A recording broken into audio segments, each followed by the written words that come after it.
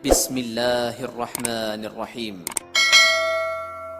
Bismillahirrahmanirrahim. Sahabat, ada banyak kiat yang perlu dibangun dalam kehidupan kita manakala kita berhadapan dengan fitnah. Hal pertama dan utama yang tentu sepatutnya kita bangun tatkala kita berhadapan dengan fitnah adalah sikap tenang dan jiwa istiqomah untuk yakin bahwa kita bisa menghadapi fitnah-fitnah yang hadir di dalam kehidupan kita. Hal yang kedua, konfirmasi terkait dengan sumber informasi penyebar isu fitnah di dalam kehidupan. Tentu saja tujuan dan maksudnya agar kita juga bisa memberikan pembelajaran kepada mereka yang menebar fitnah agar tidak mudah menjadikan dirinya sumber dosa di dalam kehidupan. Hal yang ketiga tentu saja konfirmasi langsung kepada mereka yang menyebarkan fitnah itu sendiri.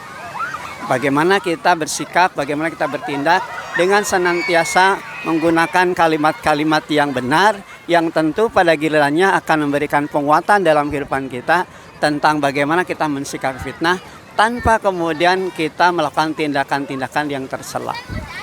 Hal berikut yang tentu perlu kita bangun adalah tidak membalas fitnah yang dilakukan. Hal ini menjadi sangat penting artinya sebab tatkala kita tidak membalas fitnahnya, itulah bagian dari kualitas hidup kita. Kita tidak akan terbawa arus, bahkan kita tidak larut dalam fitnah yang sama yang justru menjadikan kita makin rendah karenanya. Bangunlah kualitas hidup kita dengan senantiasa bersikap ajeg sekalipun dia melakukan fitnah dalam kehidupan kita.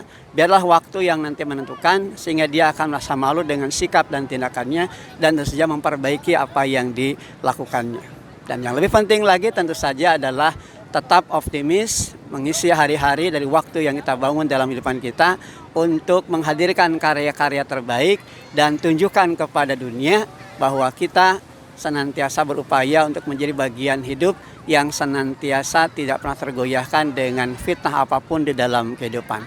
Cukup Allah yang nanti akan memberikan perhitungan, cukup Allah sebagai pelindung, bahkan cukup Allah sebagai penolong di dalam kehidupan. Hasbunallah wa ni'mal wakil, ni'mal maula wa ni'man nasir.